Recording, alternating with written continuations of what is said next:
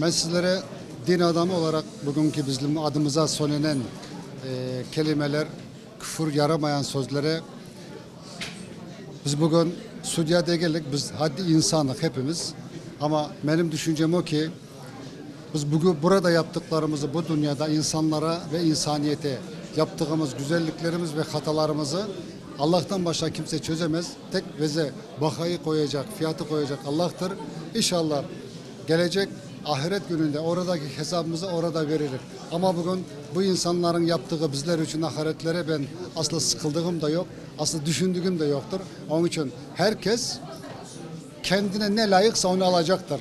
Allah herkesin kendisine yaptığı işine göre vakasını, mükafatını verecektir. Onun için Allah hepimize, imanımıza, yüreğimize, kalbimize göre versin. Bu kadar. Onlar din adamları değil ki onlar bunu anlasınlar ve sıkılsınlar diye. Onun için onların da sıkılacak ve üzülecek bir yerleri yoktur. Din insanları olsalardı, secde yapan bir insanlar olsalardı hiçbir zaman ne Müslümana, ne gayrimüslime, ne başka insanlara öyle kelimeler söylemezler. 15 yılın içinde Ukrayna zamanında yaşadığımızda Kırım'da devamlı partiyalar, sektalar, dini cemiyetler ve müftülük açılmaya bütün bunun üstündeydi. İstekleri var idi. Ama sonunda elbette yaptılar. Bir tane de DTMK müftülük yaptılar. Bugün o bizim oradaki olan liderlerimiz bununla pek yakşı haberleri var.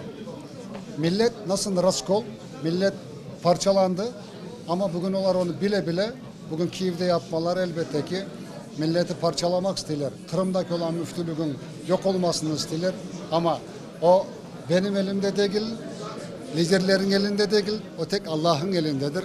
Onu var olan da yıkacak da Allah'tır. Biz burada çok rahatık. Kendi vatanımızda, milletimizde yaşamak bizler için gururdur.